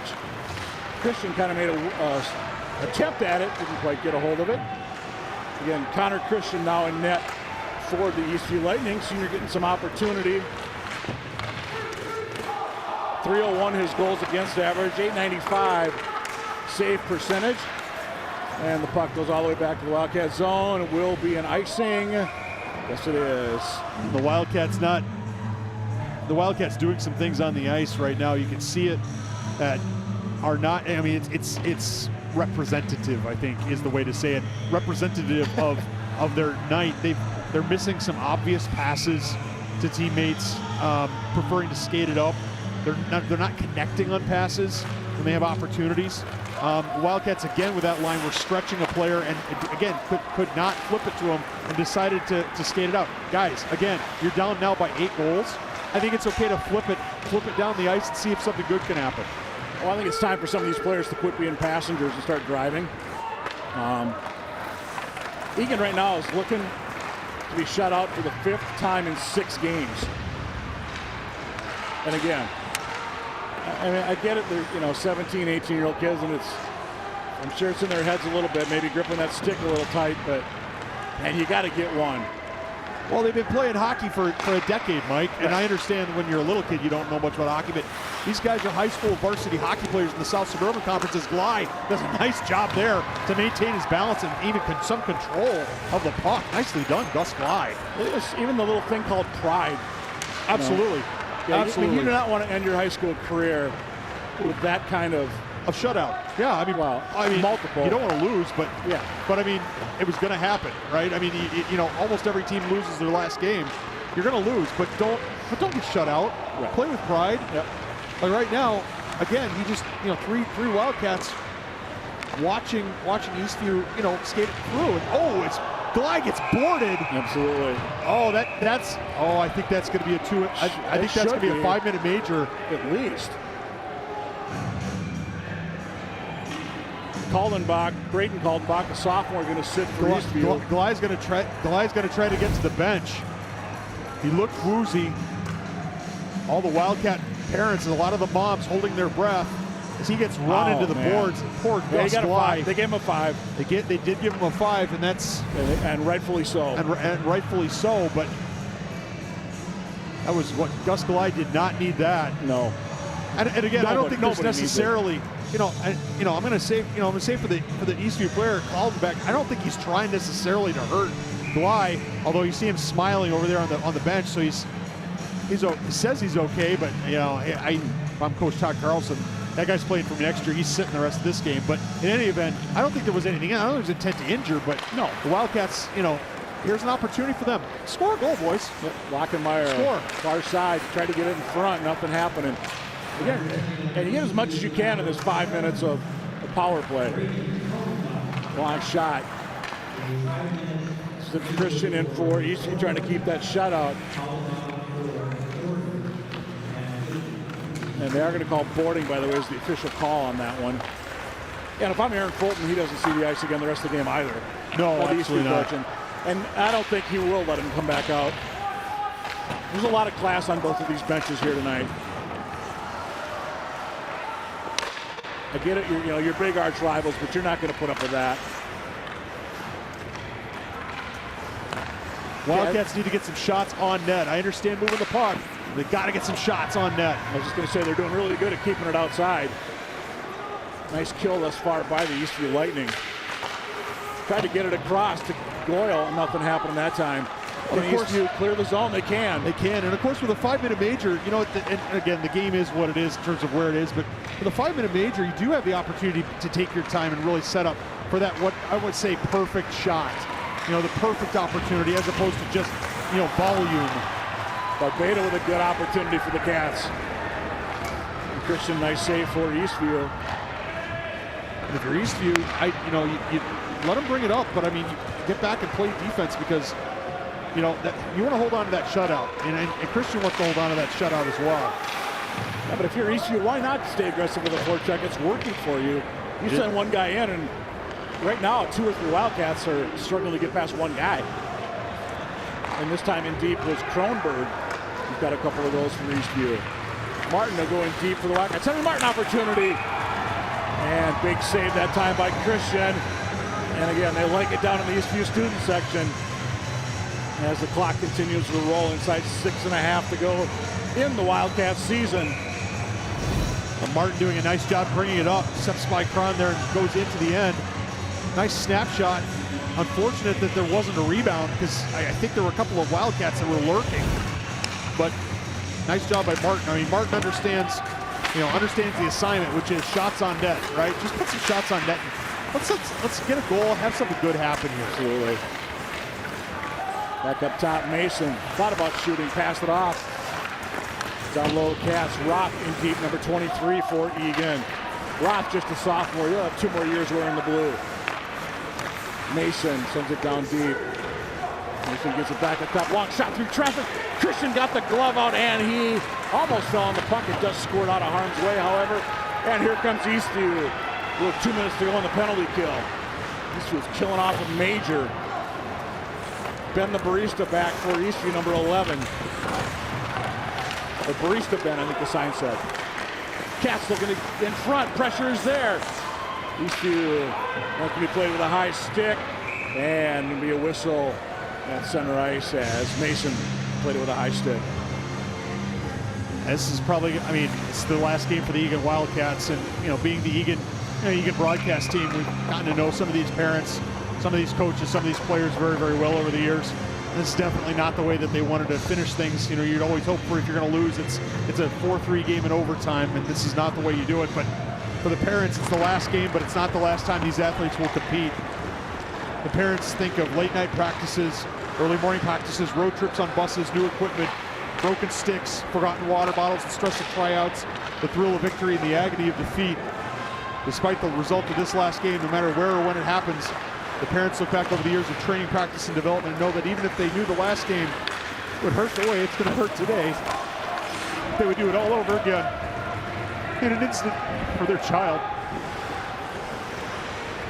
And what we hope is all these athletes take from each other and from this great game the lessons that cannot always be taught in a classroom but are instead taught through athletics. Thank you, boys, for playing hard and giving everything. Godspeed and God bless you. Well said, my friend, well said. Again, and I know you've got your senior son out there, and it's been a real pleasure to watch him and the rest of these seniors this year. Again, we've seen where this program was, where it is, and you can see where it's going. And this group of 13 seniors are playing a big role in that. Let's just see them get one here at the end. Yeah. And hey, you know what? Absolutely. And for Eastview, hey, best of luck going deep into the playoffs. You're going to be playing in the section semis on Friday night up at Braemar Arena. Hey, do yourselves proud. You've got a good team. You've got a lot to be happy about. Absolutely, this Eastview team. We've seen you 3 times this year.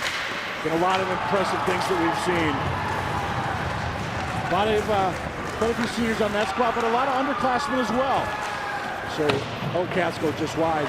So Eastview's going to be around for a while, up having a good squad. And if it is St. Thomas you face on Friday night, beat the private school. Yeah, absolutely. You got to be you're an Eastview fan after this, right? I mean, Eastview, to their credit, Mike Cook has conducted themselves excellently in the 3rd period. There was the boarding call, which we certainly hope didn't result in any kind of lingering effect for Glide. But again, I don't think there was necessarily anything in it. It's just very dangerous play. But Eastview has conducted themselves well. A lot of these boys went to elementary school together. They went to middle school together. As Christian makes another save, I'm not sure how he saved that puck. In his skate, maybe? I don't know. But in any event, he's thinking to himself, although in fairness, he's sporting something on his upper lip. I'm not sure about it. Yeah, I don't know where that puck went. It's like it's right below that right pad. It was in the pad, yeah. They don't ask how. Yeah, how many. They don't care. But happy for these Eastview Lighting that they're going to have an opportunity to play a little more hockey. Absolutely. The games are going to get a little tougher, and if they do play St. Thomas, absolutely. Eastview Lighting, good luck against St. Thomas. I mean, that would be a 3-2 matchup. St. Thomas says the record isn't St. Thomas-like, but I know they played a tough schedule this year. They do, and they beat Cretin twice. Absolutely. So you never know. So yeah, absolutely. Come on, Cats. Let's stretch it out here a little bit. Flip it forward and see if we can get somebody on a break. And as Riley Paul has tried to get it to him. 90 seconds to go in the Wildcat season. Breckeisen in the corner. Nice to see Maxime with an opportunity. And you know the other thing, somebody just reminded me via text. A good chunk of Eagan goes to Eastview. That's right. Somebody told me, and I don't know how to verify this, but about 1/3 of Eastview lives in Eagan. That's right. So that's again, accurate. Yep. A lot of these boys went to Blackhawk Middle School together, and so I will speak for my son who knows Eastview players that are some are varsity, some are junior gold now, but it's these guys know each other, and like I said, it's a rough time right now for those guys over in the blue. I can see him over there on the bench, and there's some very emotional young men. Yep, Olsen with an opportunity. Big hit on the far side. No penalty, and the Eastview bench thought it might be a penalty, but referees disagreed. The Wildcats are about to end the season. I believe it's backhand. LaValle makes a save, all appropriate the way he's played tonight. Parker Jensen couldn't quite get the puck. Barbado. Cron is out there. There's Berglund for Eastview, number 3. Big hit that time from Lockenmeyer. Well, Cron slid it in front. There was a good opportunity there. Just nobody could cash in on it. And that's the end of the game. Eagan Wildcats are going to finish this campaign with a record of 9-17. 7-6 at one point, and then the wheels just came off. Shut out 5 of their last 6 games. And you just see the emotions there. And I heard somebody earlier today over by the locker room area saying, you know what, the thing for these guys too, that's some of the best part is what's in the locker room, and it's hanging out with your friends and that kind of thing. And for these guys, it's over doing that stuff. It is over. You look at Nicholas Cron and just the dejection there, you can see it. And there's a kid, he played through a shoulder injury to get to this one. Yeah, so many of these guys, it's 3 years of, it's his first game he missed in 3 years of varsity hockey, but so many of these Wildcats, Matthew Hansen grinding to make the senior, as a senior, to make the varsity team. Rowan Phillips coming back from an injury and as a sophomore, barely able to skate, barely able to walk, having to climb back into that. I mean, Ben Barbado doing whatever he can to stay on the ice as well. Cryogenic, all sorts of stuff. Gus Gley playing with an ankle injury. Henry Martin's broken his collarbone at least twice in his hockey career. I mean, all of these guys, virtually all of them have suffered, have grinded, have done what they could do. And I don't know if you saw on that handshake line, but a lot of hugs. They hate each other when they're playing. Honestly, they do. They hate each other when they're playing. They don't want to. It's like losing to your cousin, right? Really, it's like losing to your cousin. You don't want to lose to your cousin, but at the same time, after the game, the Eastview Lightning know what this means. They know that the Wildcats are going home, and yes, they're happy that they're not going home, but they know that in another scenario, in another parallel universe, in another place. In another place, there was going to be, they're gonna have to suffer through that too, as you watch Henry Martin just release, and God bless, like I said, God bless these kids on both sides. God bless these kids, and hopefully everybody's healthy. And I imagine these Wildcats will take their time getting off the ice here tonight. And I want to say something cool I just saw was Ben Barbado skated over by the Wildcat student section, stick tack to the student section. Class act there by Ben Barbado. And the Lightning. Lightning also just gave a stick tap to the Wildcats. They understand what this feels like. They've lost in games, and they've lost in sections, and they've been on the wrong end of it. And who knows, on Friday night, they could be on the wrong end of it. And they'll know how that feels, and if they lose. And so, the opportunities here for these Wildcats, I think Coach Todd Carlson's going to try to pick these guys up as best they can.